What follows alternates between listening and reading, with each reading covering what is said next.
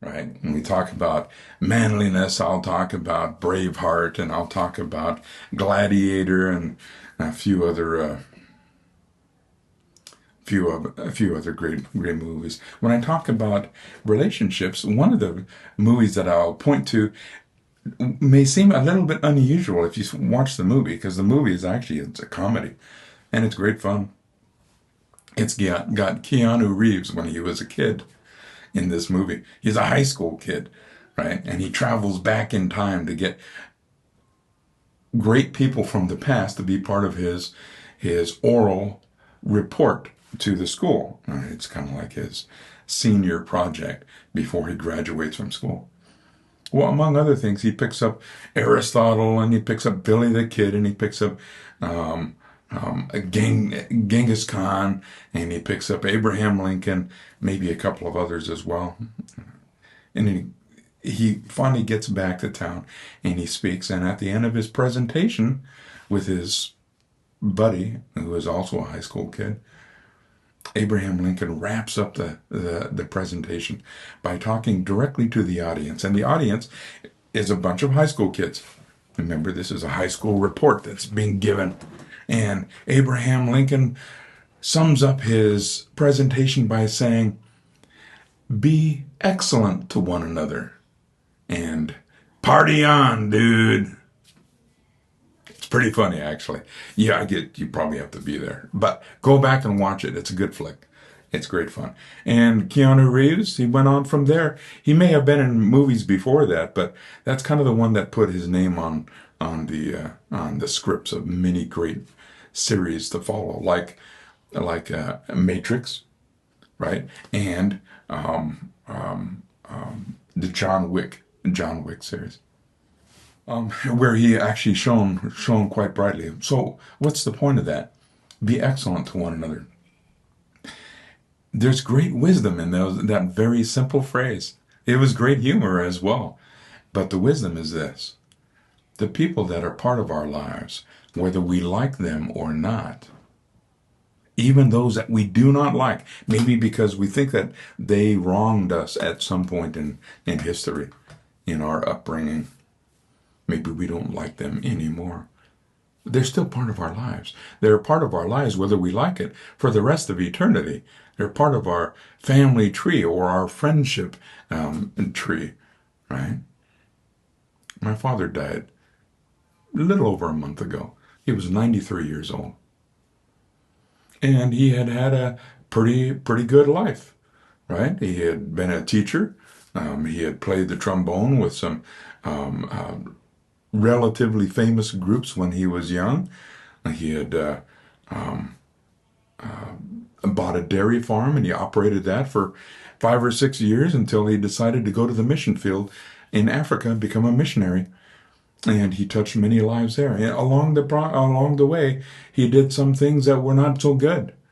Right? He alienated some people. Some people in his life did not like him.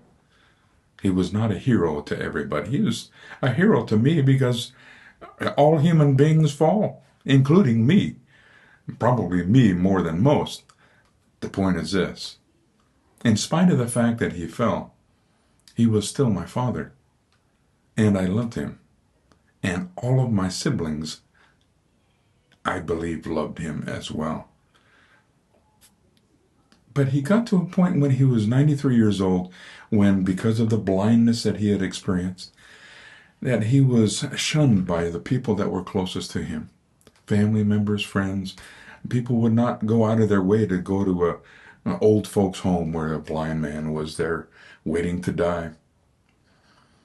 And the people that were in the home, they didn't respond very quickly when Dad would push a button, right? Push a button, come help me.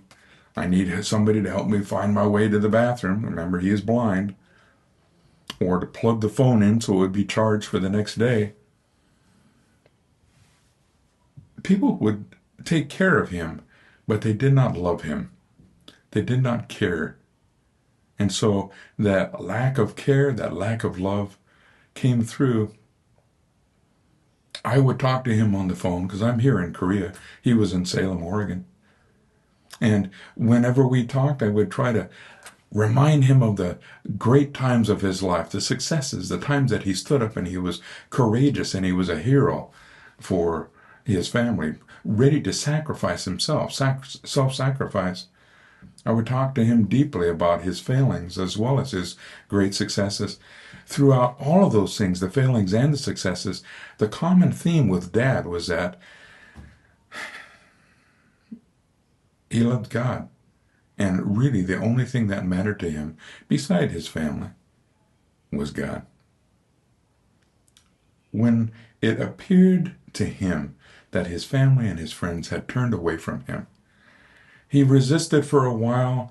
He said, no, I'm not getting closer to death, as everybody suggested. They built up a narrative, a story, that he was declining quickly and was close to death. He resisted that and would show them that in spite of the fact that he fell, he was blind, for crying out loud. Of course, he would fall from time to time. He still had his wits about him. He was sharp as a tack. And he could think back to the things that I brought to his memory. He was not on his way to death's door. But I was still in Korea. Those that were close to him, they were whispering doom and gloom to him every day. Finally, he stopped resisting. He said, okay, well, maybe you're right. Maybe I'm dying quickly. I'm declining fast, and it's time to go. When he finally gave in to that idea, he died within days. He died of a broken heart because we were not excellent to one another, including me.